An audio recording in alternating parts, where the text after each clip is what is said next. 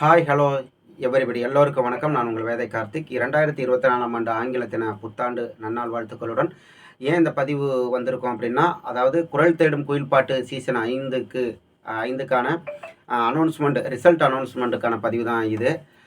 அதற்கு முன்பாக ஒரு முக்கியமான விஷயம் உங்ககிட்ட மென்ஷன் பண்ண போகிறோம். வருகின்ற 12ஆம் தேதி அன்னைக்கு நமது டெல்டா ரெக்கார்டிங் ஸ்டூடியோ நிறுவனத்தின் மூலமாக உருவான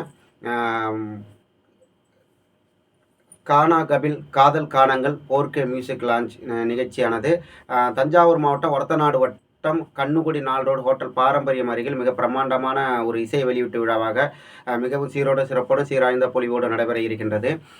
இந்த ஆல்பம் இசை வெளியீட்டு விழாவில் மொத்தம் 7 பாடல்கள் இசை வெளியீட்டு விழாவில் 7 பாடல்கள் வெளிவர இருக்கின்றது. இதனை இயற்றி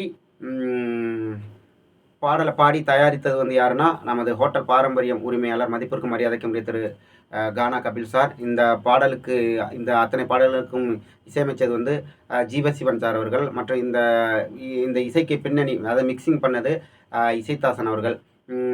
நிகழ்ச்சியானது மிக சிறப்பாக நடைபெற இருக்கிறது. வாய்ப்பு இருக்கிறாங்க கலந்துக்கங்க. மிகப்பெரிய பல்சுவை நிகழ்ச்சி மிக பிரம்மாண்டமாக நடைபெற இருக்கின்றது. அனைவரையும் 12ஆம் தேதி அங்கே சந்திப்போம் அப்படிங்கிற சொல்லிக்கிட்டு, குரல் தேடும் குயில் பாட்டு சீசன் 5 வெற்றியாளர்களை இப்போது அறிவிக்கிறோம்.